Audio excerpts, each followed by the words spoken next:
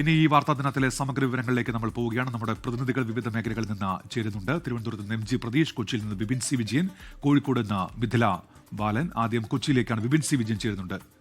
വിപിൻ, എന്തൊക്കെയാണ് ഈ മധ്യ കേരളത്തിലെ കൊച്ചിയിലെ പ്രധാനപ്പെട്ട വാർത്തകൾ?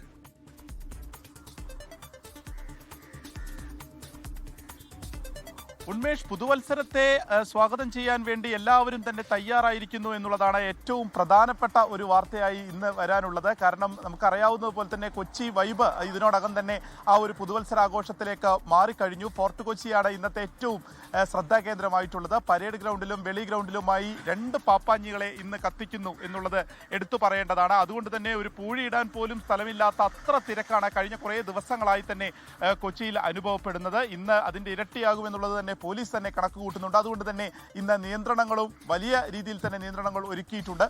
2 മണിക്ക് ശേഷം തന്നെ ആ ഭാഗത്തേക്ക്, അതായത് ഫോർട്ട് കൊച്ചി ഭാഗത്തേക്ക് വാഹനങ്ങളൊന്നും തന്നെ കടത്തിവിടില്ല. 1200ഓളം പോലീസുകാർ, അത്രത്തോളം തന്നെ CCTVകളൊക്കെ തന്നെ നഗരത്തിന്റെ വിവിധ ഭാഗങ്ങളിലായി ഒരുക്കിയിട്ടുണ്ട്. അതിന് പുറമെ ഇപ്പോൾ തൃക്കാക്കര ഉൾപ്പെടെയുള്ള സ്ഥലങ്ങളിലും ഈ പാപ്പാഞ്ഞിയെ കത്തിക്കുന്ന കാര്യങ്ങളിലേക്ക് കടക്കുന്നുണ്ട്. അങ്ങനെ മുഴുവനായും ഒരു ആഘോഷ രാവിലേക്ക് നമ്മൾ കടക്കുകയാണ്. ഇനി പുതുവത്സരത്തെ വരവേൽക്കാനായിട്ടുള്ള മണിക്കൂറുകൾ മാത്രമാണ്.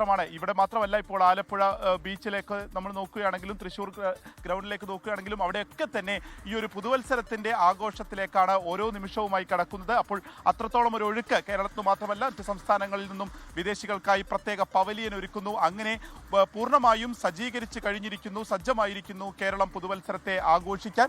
ഇനി മലയാളികൾക്ക് അതിനുവേണ്ടിയുള്ള കാത്തിരിപ്പാണ്. പ്രത്യേകിച്ച് കൊച്ചിയിലേക്ക് ആയിരങ്ങൾ ഒഴുകുമെന്നും പ്രതീക്ഷിക്കുന്നു. വിപിൻ സി വിജയനാണ് കൊച്ചിയിൽ നിന്ന് വിവരങ്ങൾ നൽകിയത്.